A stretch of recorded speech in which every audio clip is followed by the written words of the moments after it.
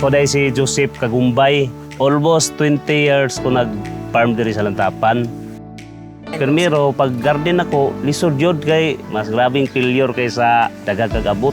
Katong mga kuan lang nga chemicals, lahi. Kung nakaraan, gamay rag-abot niya, mga sunog pa mong gulay kay maubirdos. Si Sir Jojo, katong pag-istorya na mo is kulang daw ganang mga nutrients ang iyang tanom. Open-minded po si Sir Jojo. So, mo to, nag-trial mi sa iyang area. Pag-introduce siya sa Easy Dolomite, isa nga kini gamita sir.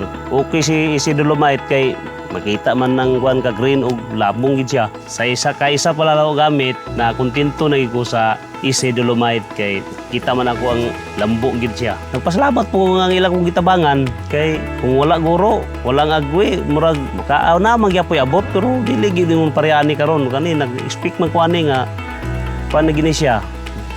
Mo sobra pa ni sa akong budget sa abot kani karon kay dagko mi ni siya kuan ra man kay isa pa lang gali na ko niya bunuhi. Doon na day ko'y ipaila nga bagong produkto ni Agway, which is foliar fertilizer nga giinganlan o Easy Dolomite.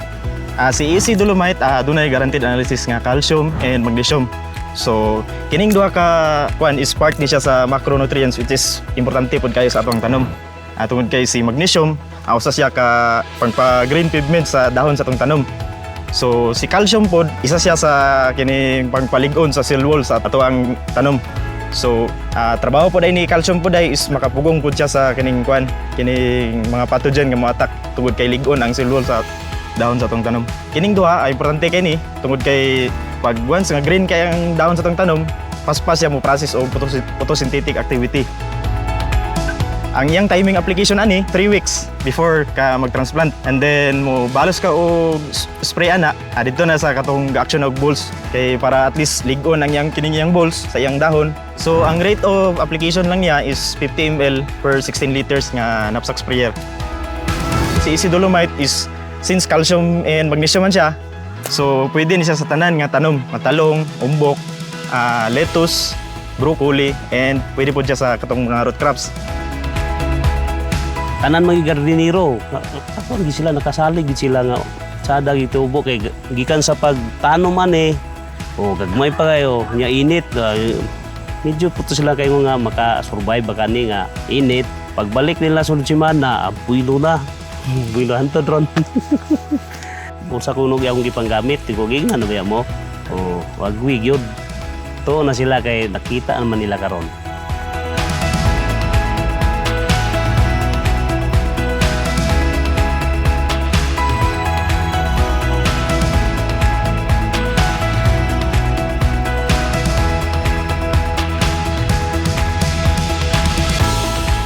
Ako salamat sa Agway sa Easy Dolomite.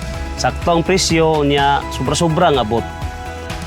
Kung di ka mo dawat sa bagong teknolohiya na magpabilin na ka sa karaan, bisod, mo-adapt kita kay para makasabay ta. Sure na ko ani nga abot kay kuan man kanang nakita naman.